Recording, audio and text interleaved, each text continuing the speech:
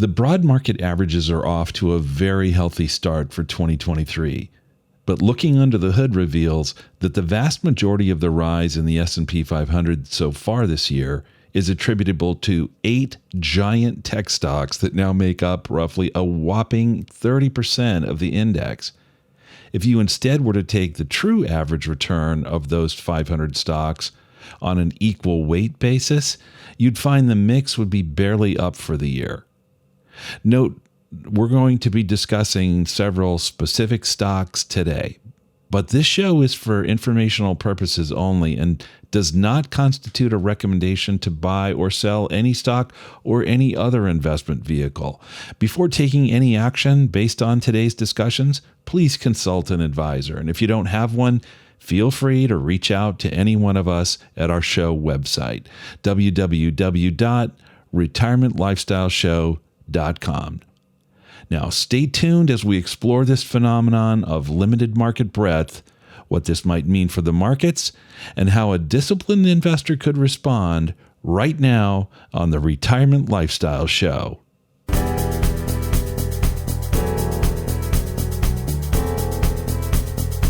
Welcome to the Retirement Lifestyle Show. I'm your co-host, Roshan Loungani. We've got all of us back here today, Adrian Nicholson and Erik Olson. We're all in the house. Adrian, how's your week been? My week's been good so far. Glad we're all here. Looking forward to today's episode. I'm really excited. Erik, how about you? We missed you last week. Yeah, I missed you guys as well last week. I had a fantastic set of meetings, but I know this season for me is one of a lot of travel. So this summer, at least, when it's going to be a little rarer for me to be here, I'm pleased that we can do so today. Yes, I agree. This should be a good one. Yeah. Thank you. Yeah. How about you? Oh, everything's going great. No complaints on my end. I'm glad we're all here together again today. As you said, Erik, we're going to be in and out this summer, all of us. So it's nice to have one with all three of us together. Good. Hey, so Erik, we've got a good topic today. Yeah. The topic for our dear listener is on market breadth. I know that topic, the headline, or at least the label for that, may not spark a lot of interest, but let me explain what that means. As we look at what's taking place in the markets right now, if you're tracking, as most people do, what's taking place with the indexes, you're saying, okay, that's nice. They're headed upward. And certainly, especially that's true in the tech sector. But if we look underneath the hood and look what is the source of the increases in those index levels, we see, a lot of that weight or a lot of that price movement that we're all gratified to see is being driven by a very small handful of stocks, the largest ones at the top. And what that does is, well, a case, of course, for those of us that are owning an index, then we're experiencing right along with the index itself the benefits of that. But to the extent that we have a portfolio that consists of more than just that one part, that could be small and large and growth and value and tech and non-tech and U.S. and international and bonds and so forth, then what we sometimes say is, hey, we're looking at our portfolio and it's not matching what we're seeing. It's not matching what we're seeing in the index, and we're thinking, what's wrong? And unfortunately, a lot of times misperceptions of what's taking place in the larger universe of investments, as well, or stocks or bonds, and then the emotions that flow from those misperceptions can sometimes cause us, at the very least, just a little bit of frustration, but sometimes can drive us to take steps or to take actions that are driven more by our emotions than they are driven by our rational assessment of what's taking place. And usually, in our experience, when we respond emotionally in the markets, it is usually counterproductive to do so. So we thought, let's take some time today and it doesn't need to be a long conversation, but certainly let's take a few minutes today and let's outline for you what's going on at a deeper level, take more of an X-ray look into the markets, understand what they're telling us, that X-ray look and the behavior of other stocks as well, and then base our assessments of our own portfolios as well as setting our expectations about what might lie ahead based on that deeper analysis. So with that as a backdrop, gentlemen, what are your observations about market breadth right now?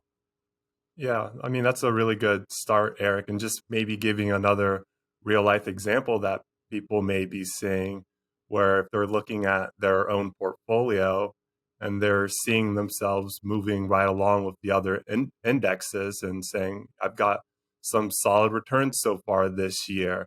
But if you really examine it, like you mentioned here, Eric, and you do a deep dive on seeing what's been moving in your portfolio, you might find out that it's maybe been one or two stocks that have been driving your portfolio higher, where all the other ones have just remaining flat. And that's going to be the big key here that we're going to be discussing and taking a look at today as well, where if you have a few winners that have been driving those returns this year, you might want to reevaluate, look and see, especially if these positions have grown to substantial size in your portfolio. That's something that you might want to look at just to see if you just need to reposition yourself. So I think that's a good example just to start us off with right now. It also gives us can be one of the many things you look at as a guide for where we're headed, right? Mm-hmm. So in general, market breadth, how many stocks are going up, and if you think about it, the more stocks that are going up while the market goes up, the more sustainable that is. Mm-hmm. Whereas if you've only got a couple stocks going up, well, if those couple stocks decline, then the gains for the year go down. Mm-hmm. So like this year, for example, their Bank of America strategist, his name is Michael Hartnett, calls the stocks the Magnificent Seven. Apple, Google, Microsoft, Amazon, Meta, Tesla, and NVIDIA have accounted for 84% of the NASDAQ's gain this year. So that's a huge percentage of the gain concentrated in just those 7 companies. And it's driven by what, Adrian, you and I talked about last week, that one of our things we touched on, which was AI, right? Artificial intelligence. That's really the boom that's driving these stocks. Now, there are others that are gaining. That's why this is 84% of the gains, not 100%. But you see these 7 stocks are the, by far, vast majority of the gain. And then you can see other investors maybe trying to find opportunity elsewhere. It reminds me very similar to the Nifty 50, where that was a little bit more broader because it was 50 companies doing really well, where this is just even more concentrated than ever when you're just talking about a select few that are driving the markets as well. So it's people are really looking at, is this going to continue? Should I be looking elsewhere for opportunity right now? What is it? And that's where this discussion is really the most valuable today. Yeah, that is really all good points. So you mentioned, Roshan, the concentration or the attribution of the much of the growth of the underlying index to those 7. What was the name you gave? It wasn't the Nifty 7. What was it? Oh, they call the Magnificent Seven. The Magnificent Seven. And so I was going to actually include one more in that listing. So did you mention NVIDIA and Tesla? Were those included in your list? Those are both included in the list. So it's so Apple, Google, Microsoft, Amazon, Meta, Tesla, and NVIDIA. Okay. Well, there's one that I'm apparently in that review of it: Amazon, Apple, Meta, Netflix, Microsoft, and Google, whatever it is, Netflix and, or pardon me, NVIDIA and Tesla. I'm should get the listed with a new acronym somehow. That group of 8, I used to use, what would we say? Fan Mag was the one I was using. FANG stocks for a while, then Fan Mag, and now I've got to come up with a new one. But those 8, aside from the influence it had in the attribution of 85% of the movement of the index so far this year, they represent now 30% of the market capitalization of the S&P 500. That's a mammoth amount of that index being essentially represented by just 8 stocks. At the start of the year, it was 22%.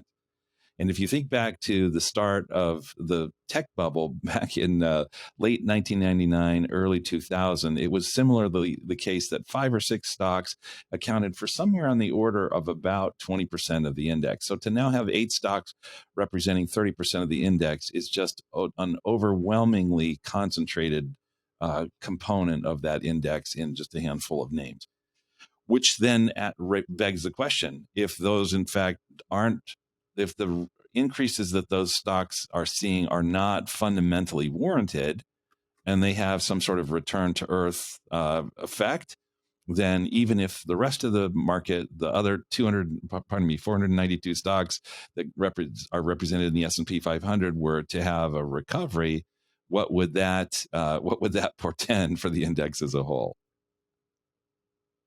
Yeah, and that therein lies the conversation, right? Is that is the rest of the market going to catch up, or are these stocks going to revert back to the mean and pull back? Mm-hmm. And that's I was hoping as we selected this topic and we're researching it to at least get some guidance, and I was able to find a lot of statements like narrow rallies are prone to failure, or the worry is when it turns violently, or such periods of overconcentration have preceded a recession. So I found a lot of statements like that, but I was unable to find great data.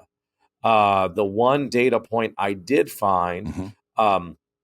It said that if when the S&P is near its 6-month high, uh, and it's had narrow breadth in concentration Mm-hmm. of those gains, what's the returns been for the next 6 months? And interestingly enough, in their worst case scenario, well, not worst case, let me restate that. The average return they got when it was below 60% of stocks that were positive was 0.31% positive. The median was 3.56% positive. So I found it difficult to find great data. And then the data I could find, because didn't lead to the conclusion I'd expected, right? I've seen a lot of gloom and doom around this, Mm-hmm. and I'm not saying it's wrong. We'll see what happens. Mm-hmm. But then when I can't necessarily find great data to back it up, I question the validity of the whole conversation. Mm-hmm. So I'd love either or both of your thoughts on that. Were you able to find good data, or is this just something that's a popular topic to talk about, but doesn't really have much all sizzle, no steak, so to speak? Well, I did find one report that was in a Wall Street Journal article referencing some work that a couple of people had done at LPL, one of the larger regional brokerages in the country. Did you see that story? I did. Yeah, and so I think was there one of the reference points that they used was what is the number of stocks that are above their 200-day moving average? Mm-hmm. And when it's not more than 45% of all stocks that are above that 200-day moving average, then that's in the subsequent periods, investment periods, and I think they went out as far as 3 years, if I recall correctly. The markets are flat or down. So I thought, as a tendency, not as a uniform rule, we're all talking about tendencies here. Was that apparently you saw that story too? Well, here's what I took from it, and please, if I missed something, tell me, because I was really hoping to find something more than I did with this. Mm-hmm. But the line I pulled was that the S&P tends to have negative returns when fewer than 48% of stocks trade above their 200-day average, Mm-hmm. right? And we're currently at 38% of stocks. But I what I didn't see out of there was any further data of okay, well, what are these negative? Is the market up 10 and it's going to be up 9 by the end of the year because of this? Is that that qualifies as negative? Mm-hmm. Well, let me show a chart that will put some of the stuff into perspective. That are. I was hoping you'd have this. All right. Yes, Erik loves charts. So let's bring this up here, and we'll share this Chrome tab. So or this window right here. Okay, so this is my charting program, and what this is an indicator within the particular charting program that I use that tracks all publicly traded stocks.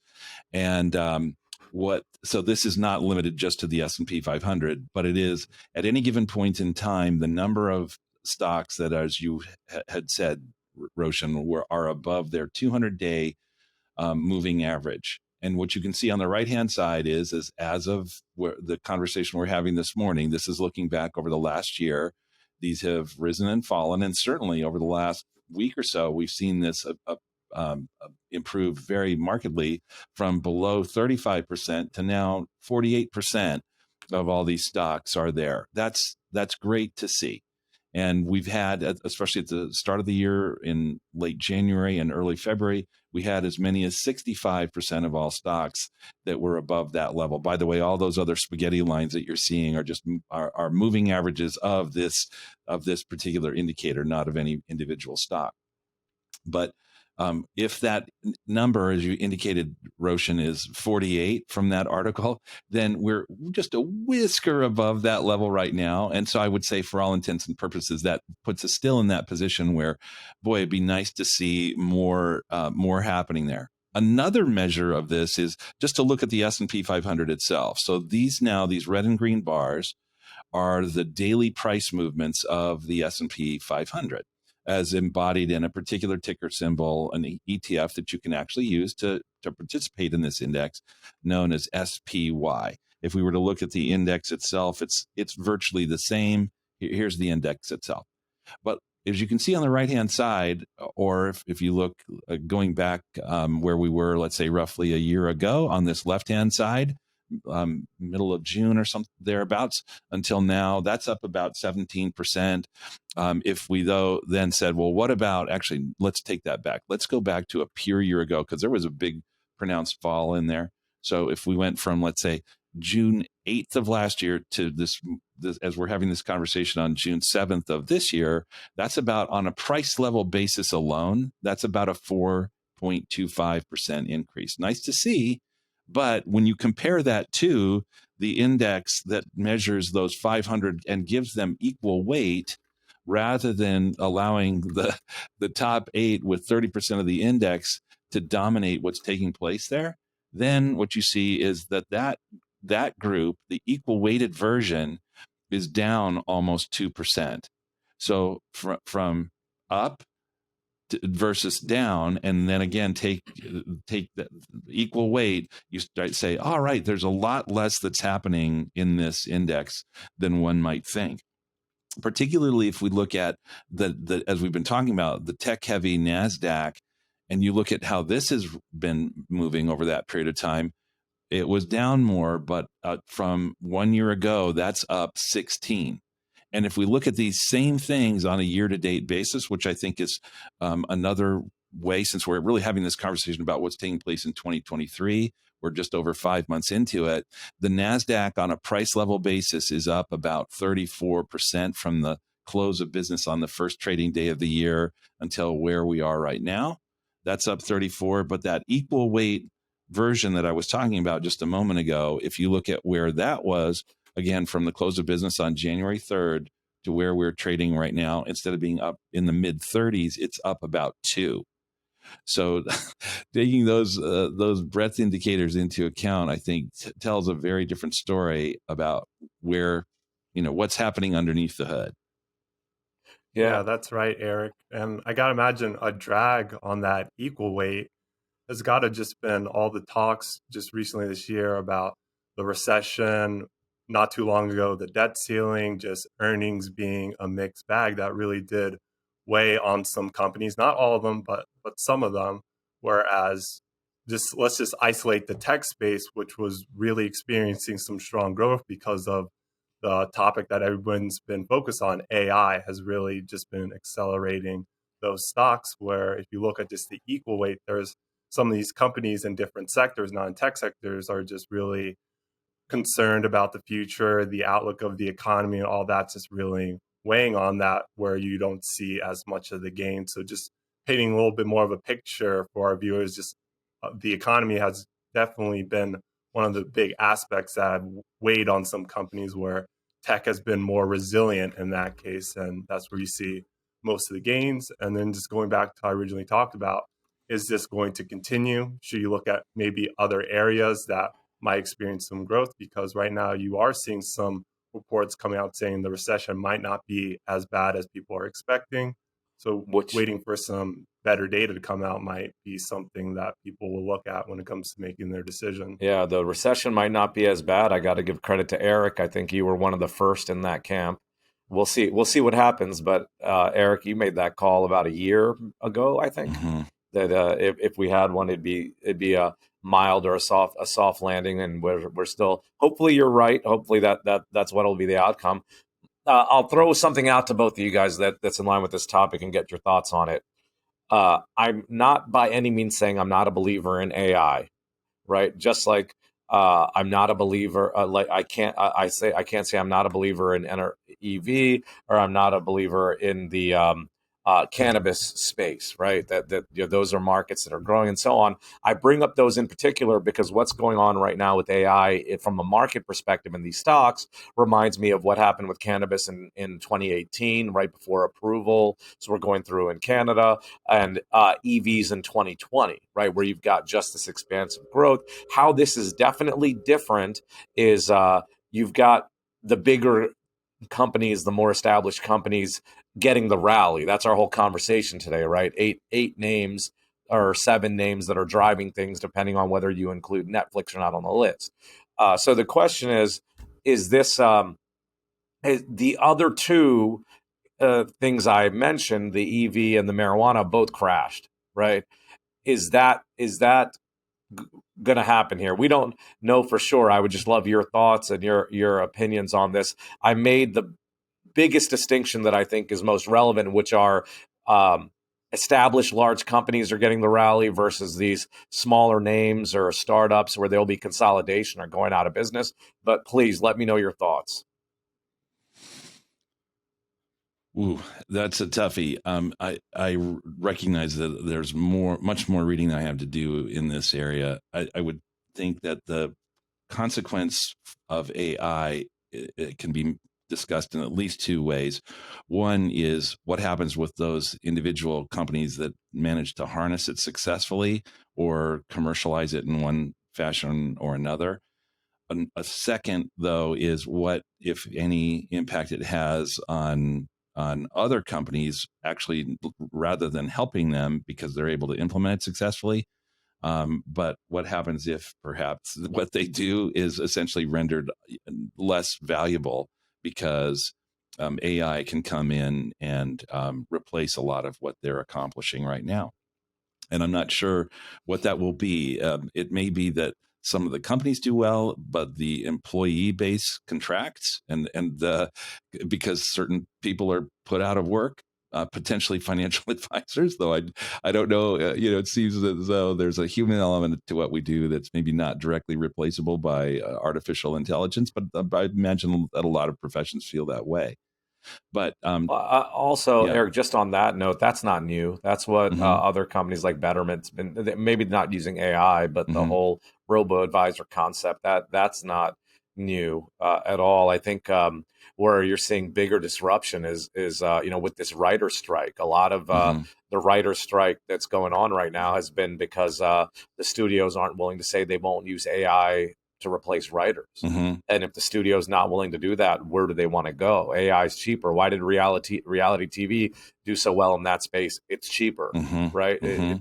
So I can definitely see disruption in many industries, and I think IBM was like 30,000 or 8,000 employees were going to be. I think it was 30,000 employees they expect to be replaced. The numbers are staggering. We shared them on our last episode where they expect AI to displace more jobs than the total population of the United States globally. This is a McKinsey study. Greater displacement than literally the population of the United States now.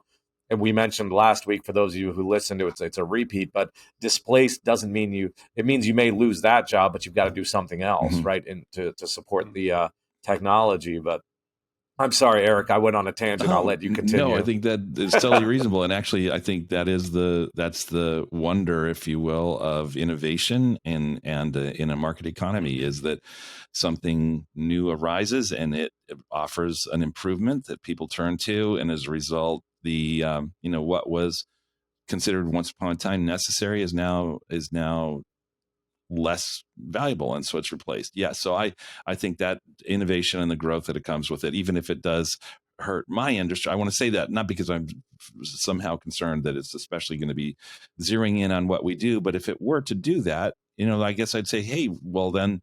Investors potentially, or those seeking financial planning, are the winners from that, because if it can be accomplished better for them, well, three cheers for consumer sovereignty. So, but it coming back to the shorter term impacts potentially on the market, Roshan, I don't know whether to expect that there will be an abrupt reversal, just as you pointed out was true in EV and cannabis. It could very well be that this is a sustained rally in those companies that are able to market this technology as well as to harness this technology. Yeah, I mean, my take is pretty similar to yours, Eric. I guess the couple points that I would add to say if AI might have the same sort of crash that the cannabis space had, that EVs had, even though I really didn't follow those particularly too much, though, but you guys can correct me if I'm wrong. How I think it might be different, what you mentioned, Roshan, that these are just well-established companies that are experiencing this rally, where I'd say it might be different this time, where there probably most likely will be fewer losers compared to the cannabis and EV space. Because I do think around that time there were a lot of new companies coming out in the scene. I mean, the IPO market was extremely hot at that time, where now you're not seeing it at all the same degree of new companies trying to capitalize on the new, let's just say the new thing that's coming out, where a lot of them just ran out of money, went out of business, and you saw it really crash. And there was just a lot of them. Whereas the AI space, it's more concentrated, well-established companies where you could see fewer losers, which will help on the downside. But I definitely is going to be something I'll continue to monitor. But that's how I see it's a little bit more different. Well-established companies, there's not as many that are experiencing the rally how it's been in the past. I guess there's one aspect of what you said there, Roshan, or Adrian. I mean, it's not to say that those companies can't pivot, but at least the initial concern was that some of the companies who derive much of their revenue from ad-based or search-based ad revenues could be their business model could be deeply undermined if chat GBT, let's say, is out there doing all the work for people, and so that they don't really have to go search websites and run across ads. And the big names there would include companies like Alphabet as well as Meta. Yeah, and well, I mean, Alphabet is up 41% this year, and Meta is up 100-something% this year, 117.5% this year. I think at some point I didn't want to interrupt you earlier, but we had multiple good moments to say, please consult your advisor. This is not advice. We're just having an interesting conversation about the markets. We're naming some specific stocks that have driven the markets up, but this year. But that's all we're talking about them for. Them driving the markets up. We're not saying buy. We're not saying sell. We just found a data point worth researching and discussing. And as you heard me earlier, my research made me question the validity of it. I'll actually expand on that a little bit. I would view, from what I've seen with market breadth, I would not. I think that, as always, is one of multiple things you've got to look at, right? So if you look at the overall economy right now, and Adrian mentioned the recession, and Eric, we said how a year ago you mentioned you thought it'd be mild, but there are still economic risks out there. You could fast forward, and the markets could have a complete unexpected shock like we did with COVID and go down, and then this market breadth statistic would be accurate, right? The market's what in the set would be coincidentally accurate, right? It wasn't the breadth; it was the external shock that caused it. So there's a lot that goes into it, but I do think you've got to look at multiple indicators. This is just one of them that is very popular right now because it's got negative sentiment on a historical level. Another data point I saw is that only 23% of the S&P 500 outperformed the broad index in May. That's the lowest of any month in data history going back to 86, according to Bank of America. Right, so that's why they're talking about it, because there's historical context here. There was another one. Not since 98, 99 has large tech so materially outperformed small cap stocks. So I think the reason it's making news is because you've got these things similar to inflation last year when we were talking about it, highest inflation since the 80s, right? So you've got these huge milestones they're crossing, or levels of risk. I think that's why it's a conversation. And I started with this with a disclosure, but I don't think you can use this as a sole decision point. I think you've got to expand what you're looking into to make a decision, or contact an advisor. I know 3 good ones that'd be happy to talk to you right now. Right. Well, it is the parallels that you just drew, as we highlighted earlier in the show, to the tech bubble are eerie, I would say, at the very least. That doesn't. I don't know that they're germane, honestly. In this particular case, if you might remember, what people were paying for, and the multiples on valuations in the late 90s, in some cases, were just people were denying that valuation made sense any longer, and I thought, oh, that's an interesting take. I don't know how long that's going to last. In this case, the valuations are, though, very, very high. If we were to look at the valuations of some of the tech names that you just mentioned, I think it's if the market as a whole is at about a little bit above 20 right now on a price to earnings multiple, then some of these names are about twice that right at this stage.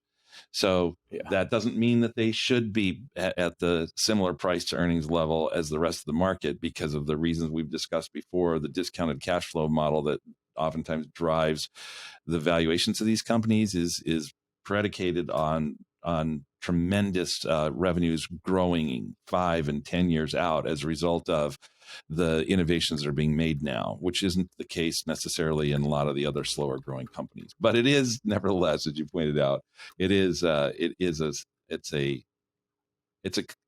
contrast, or a point of comparison of high interest to me.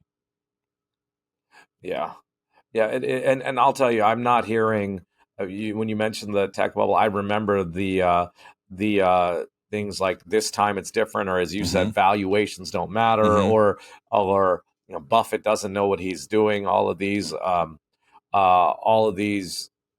signals of potential. I'm not really hearing that right now. Yeah, not hearing that. Well, guys, I don't really have much more to offer on this topic. Is there anything more that either of you would want to say? Well, the only other thing, I guess it's a question for both of you. This was actually a conversation I was having with someone where this year, as we know, well, with some particular companies have just done really well. And I guess some people might be wondering, should I be patient? Should I wait on the sideline? I know we gave the disclaimer that everybody's situation is different. You'd have to have a conversation to see what your situation is, but this may be bringing up the topic, should I be dollar cost averaging into this? Should I just do a lump sum? Or I guess what would be your kind of take on that, or your outlook, or just be patient or wait? What would be your kind of standpoint on that? I know you don't know the situation, and we gave the disclaimer before, but what would be your sort of take with that thing, with the rally that we've been seeing? I would say stay diversified. It very well may be that some of the valuations that you're seeing here, or in the tech space in particular, are warranted. It may be, that some of them are, because there could be explosive growth ahead. And again, this is not a recommendation for or against any stock, but it's just to use examples of things that are actually happening right now. I was talking about distorted, or at least abnormal, or let's see, maybe that's even not the right term, valuations that are not characteristic of the rest of the market. NVIDIA's price to earnings value ratio right now is over 200. And so, and go hold ahead. on, agreed. I looked at that, but I want to point out what I thought when I saw that is, well, that's a fraction of what Amazon's has been at many times. Mm-hmm. Right. So not justifying or taking away from the valuation, just saying if they're really at the cutting edge of this industry that can't function without them, Mm-hmm. or maybe that is what you were saying. Maybe that valuation is justified. I don't know, but it is ridiculously high, but it's not unprecedented compared to what I'll call like similar opportunities in the past. Oh, well, I'll definitely agree with what you just said there, because the Amazon's price to earnings ratio at this moment is 296. So it is, you're absolutely right about that. But it does one has to ask, even though no one's saying it this time, is it in fact that these there is this just denial about valuations? Is it perhaps? I don't know. I honestly don't know. The forward PE is another thing that is a slightly different number, just to explain the difference. In forward PE, people are making guesses about future earnings. And if the earnings are substantially higher than the trailing earnings have been, then the current price against those anticipated earnings can be significantly smaller. And in the case of NVIDIA, for example, that would be just over 50 to 1, as opposed to 200 to 1. So and the same thing was true with Amazon. Instead of being nearly 300 to 1, it's 70 to 1. So these are, even if you grant that those expectations of future earnings are warranted, and maybe they are, you'd still have to say those are surprisingly high compared, or at least distinctively high, compared to the overall rest of the market. A company, for example, like Microsoft, at this point has a trailing PE of 35 about, and a forward PE of about 30. That seems to me to be more understandable. But I'm, again, not saying sell Amazon or NVIDIA and buy Microsoft or anything like that. My point is strictly that it makes sense, I think, to remain diversified. Yeah, I that's a tough one to argue against, right? It definitely makes sense to remain diversified. I agree with that. To Adrian, to your question, my thought as I was researching this, and I mentioned multiple times, I was actually a little bit disappointed with this. My excitement was high when we started the topic. As my research went deeper, I got a little disappointed. But what the conclusion I came to is really, if you're looking for long-term good stocks and good investments, or if you're looking at being a long-term investor in the index, this is really kind of meaningless. Which is why I was said earlier: is this just a good topic of conversation, or is there actually conclusions you can draw from it? And it on its own, I don't think there are conclusions you can draw from it, but I think it is a data point you can use while heading down your research path, though. So I wouldn't say the prep and research was a complete waste of time by any means, but I would say it did not give me as much information or as much clarity as I was hoping to gain. Well put. It's Yeah. an interesting topic, and we'll I'm sure have more to say about markets and in the coming weeks and quarters. Yes, and for everyone listening, thank you for joining us again. This has been another episode of the Retirement Lifestyle Show. We'll be back next week. Please like, subscribe, give us 5 stars, and we'll see you next week. This has been the Retirement Lifestyle Show.